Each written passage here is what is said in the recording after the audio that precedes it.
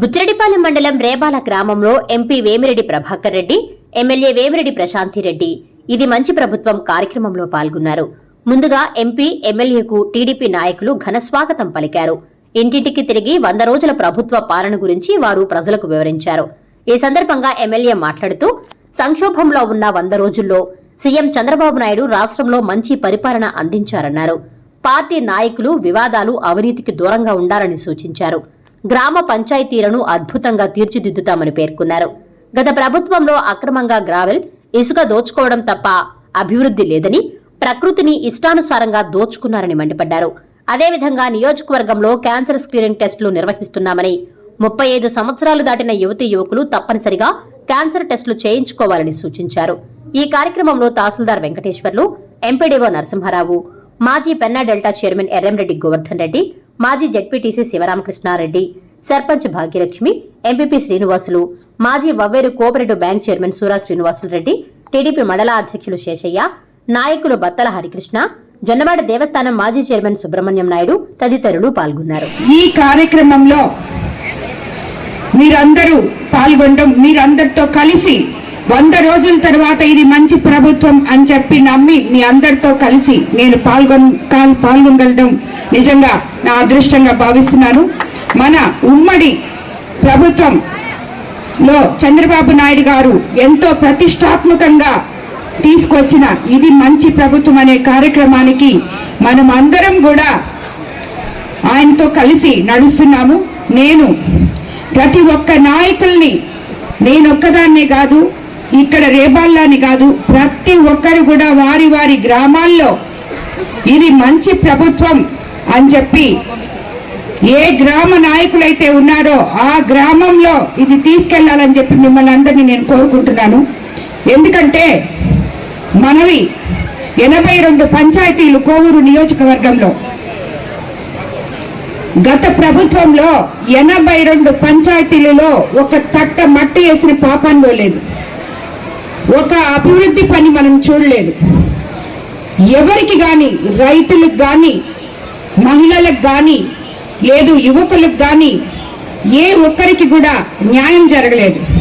నాయకులకు కూడా, కనీసం పంచాయతీ స్థాయి నాయకులకు కూడా ఎవరికి న్యాయం జరగలేదు అని చెప్పి నేను చెప్తున్నాను.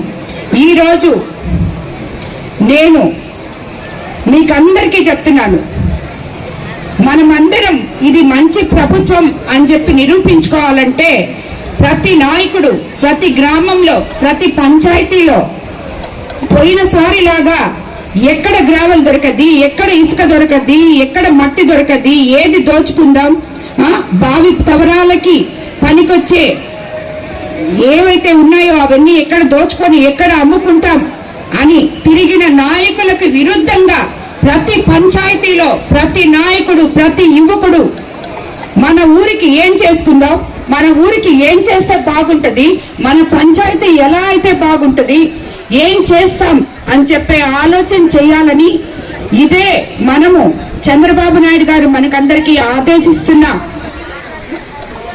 అరుదైన సలహా కూడా. ఎందుకంటే గత ప్రభుత్వానికి మన ప్రభుత్వంకి ఏది మంచి ప్రభుత్వం అని చెప్పి చూపించాలంటే మీరందరూ దానికి విరుద్ధంగా మీ గ్రామాల్లో పనిచేసి, మీ గ్రామాల్లో ఏం కావాలో ఏ ఒక్కరు కూడా మీ ఇంటి దగ్గరకు వచ్చి, గ్రామ నాయకులకి ముఖ్యంగా కోరుకుంటున్నాను నేను, మీ ఇంటి దగ్గరకు వచ్చి ఒకరు పెన్షన్ లేదనో, ఒకరు నీళ్లు లేవనో, ఒకరు ఇబ్బంది పడుతున్నామనో వచ్చి అడిగితే వెంటనే వాళ్ళ సమస్యను తీర్చే విధంలో మీరు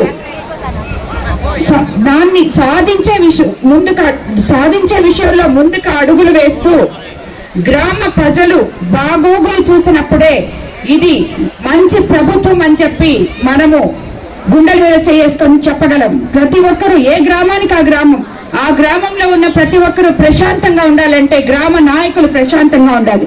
నేను ఎమ్మెల్యేగా మీ ముందుకు వచ్చి మిమ్మల్ని ఓట్లు అడిగినప్పుడు అవినీతి రహిత కోవూరు నియోజకవర్గాన్ని మీకు ఇస్తానని చెప్పాను. అదేవిధంగా వివాద రహిత కోవూరు నియోజకవర్గాన్ని కూడా ఇస్తానని చెప్పాను. అదే నేను ఈరోజు మిమ్మల్ని అందరి దగ్గర నుంచి కోరుకుంటున్నాను. వివాదాలు వద్దు, అవినీతి వద్దు, గ్రామాల్లో చైతన్యం తీసుకురండి. మనకి ఏం కావాలో చూడండి. గ్రామాల్ని పట్టణాలుగా మార్చడానికి గ్రామ నాయకులు సాయి శక్తిలా ప్రయత్నించండి.